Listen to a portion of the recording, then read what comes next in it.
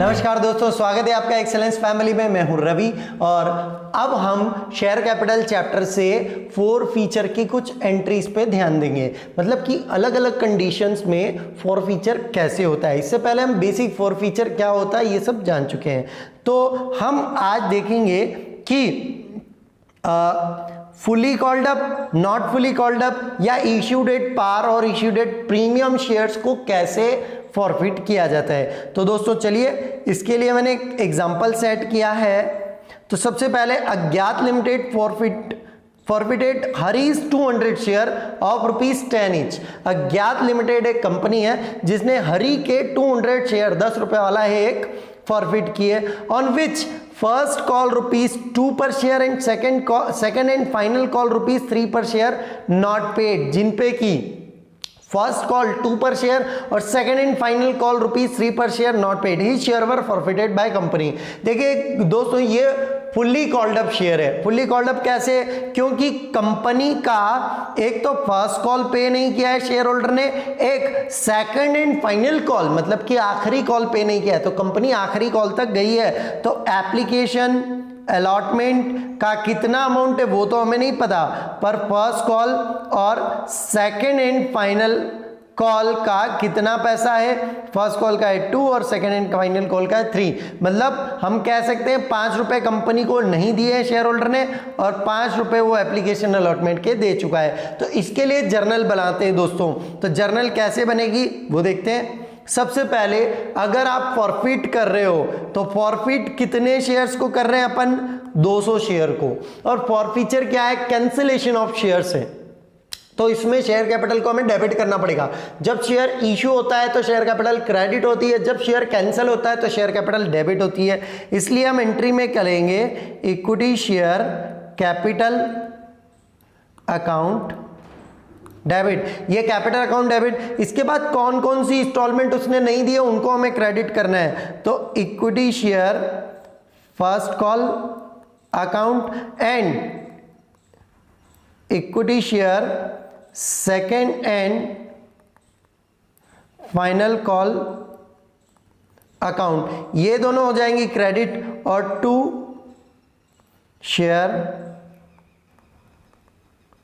Forfeited account. यहां पर अब हमने फॉरफीचर की एंट्री बना ली है 200 शेयर्स के लिए। फॉरफीचर की एंट्री में सबसे पहला काम हमारा रहेगा कि भाई कॉल्ड अप अमाउंट कितना है। तो कॉल्ड अप अमाउंट मतलब कंपनी ने कितना मांगा था। एक्चुअल में शेयर का पूरा हिसाब है कि कंपनी ने कितना मांगा, शेयर होल्डर ने कितना दिया और शेयर होल्डर ने कितना नहीं दिया। तो कंपनी ने कितना मांगा था? 10 रुपीज। क्यों? क्योंकि फाइनल कॉल तक गई थी कंपनी। फर्स्ट कॉल का कितना नहीं दिया उस बंदे ने? 2 रुपए। और सेकंड एंड फाइनल कॉल का कितना नहीं दिया? 3 रुपए। तो हम कह सकते हैं कि कंपनी ने 5 रुपीज फॉरफिट कर लिया। तो इस हिसाब से अमाउंट फिल करते हैं कि 2000 तो शेयर कैपिटल का होता है, जिसमें से फर्स्ट कॉल का 400 रुपए, सेकेंड एंड फाइनल कॉल का 600 रुपए उसने नहीं दिया। तो कुल मिलाकर 1000 रुपीज उसने पे किया है। ये 4 फीचर की एंट्री बन जाएगी आपकी। सेकंड कंडीशन हम देखते हैं दोस्तों, जहां पर नॉट फुली कॉल्ड अप होगा। क्वेश्चन में चलते हैं। Agyat limited forfeited Hari's 200 share, question वही है, ऑफ ₹10 ईच, वही 200 शेयर फॉरफिट किए, on which first call ₹2 per share not paid and second and final call ₹3 per share is not yet called by company. मतलब कि हरी जो है उसने 2 रुपए फर्स्ट कॉल के नहीं दिए और सेकंड एंड फाइनल कॉल का 3 रुपए कंपनी ने मांगा ही नहीं है अभी, है ना।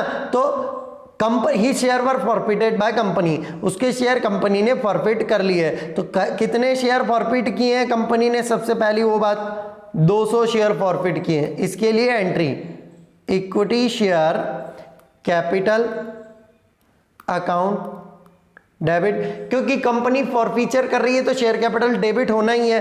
2, कौन सा इंस्टॉलमेंट नहीं दिया है? Equity share first call account, ये नहीं दिया है। सेकेंड एंड फाइनल कॉल भी उसने नहीं दिया, पर कंपनी ने अभी तक नहीं मांगा है तो हम उसका जिक्र नहीं करेंगे। 2 शेयर फॉरफिटेड अकाउंट। अमाउंट की बात कर लेते हैं दोस्तों।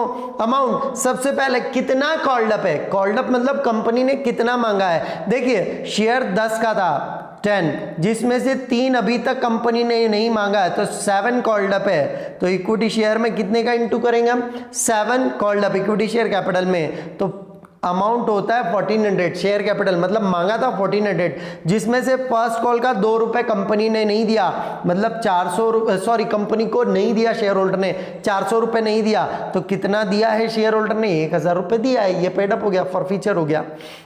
इसके बाद दोस्तों हम आगे बढ़ते हैं और जानते हैं कि अगर share forfeiture of share issued at premium, अगर प्रीमियम पे इश्यू किया था और उसको फॉरफिट करें तो इसमें 2 कंडीशन बनती है। If premium received by company, अगर कंपनी प्रीमियम रिसीव कर चुकी थी, और if premium not receive by company, तो प्रीमियम रिसीव बाय कंपनी की बात करते हैं तो इसका कंक्लूजन मैं यही दे देता हूं अभी आपको कि अगर कंपनी ने शेयर इश्यू किया था प्रीमियम पे और कंपनी को प्रीमियम अभी तक मिल चुकी है प्रीमियम, तो उसको हम फॉरफीचर की एंट्री में नहीं शो करेंगे। क्यों? क्योंकि प्रीमियम कंपनी का प्रॉफिट होता है। अगर कंपनी को प्रॉफिट मिल चुका है तो वो उसके P&L अकाउंट में ट्रांसफर कर चुकी होगी, तो फिर उसकी बात फॉरफीचर में उठती ही नहीं है। और अगर कंपनी को प्रीमियम नहीं मिला है तो कंपनी बात करेगी। Rajat limited forfeited Raju's 500 share of ₹10 each issued at premium ₹2 per share. 10 रुपए का शेयर 2 रुपए प्रीमियम के साथ इश्यू किया है। अमाउंट ऐसे देना है, एप्लीकेशन पर ₹3, अलॉटमेंट पर ₹4 including premium, first and final call पे 5 रुपए देना थे।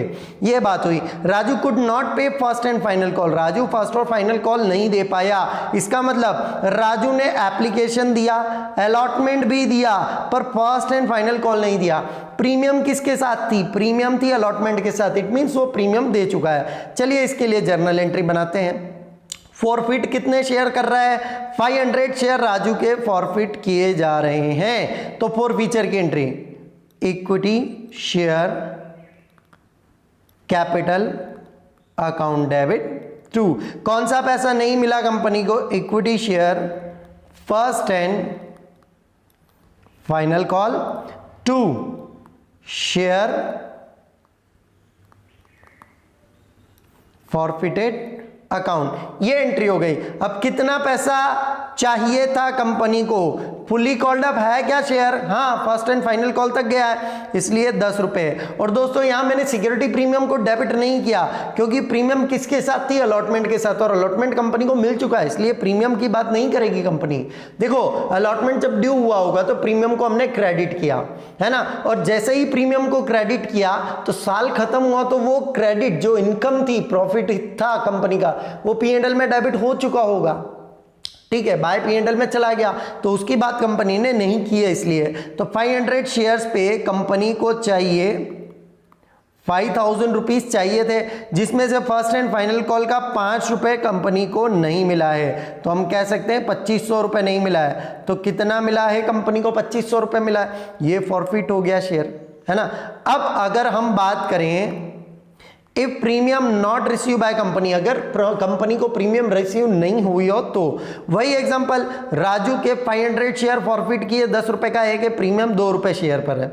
इंस्टॉलमेंट भी वही ₹3 ऑन एप्लीकेशन, ₹4 ऑन अलॉटमेंट, और फर्स्ट और फाइनल कॉल पे ₹5। लेकिन अब की बार राजू कुड नॉट पे allotment and first and final call. अब राजू ने अलॉटमेंट भी नहीं दिया है और शेयर वही है, शेयर कितने हैं? 500 है। अब फॉरफीचर की एंट्री हम राजू के लिए बनाते हैं। Equity share capital account debit to equity share allotment account to equity share first and final call to share forfeited account. अब बात कर लेते हैं अमाउंट की। अमाउंट कैसे कैसे आना है दोस्तों? अमाउंट की बात करेंगे तो कितना कॉल्ड अप था पूरा ही, मतलब कि 10 रुपए कंपनी ने मांगे थे, 10 रुपए, पर इस बार कंपनी को प्रीमियम नहीं मिला था, इसलिए कंपनी को प्रीमियम भी डेबिट करना पड़ेगा। Security premium reserve account debit.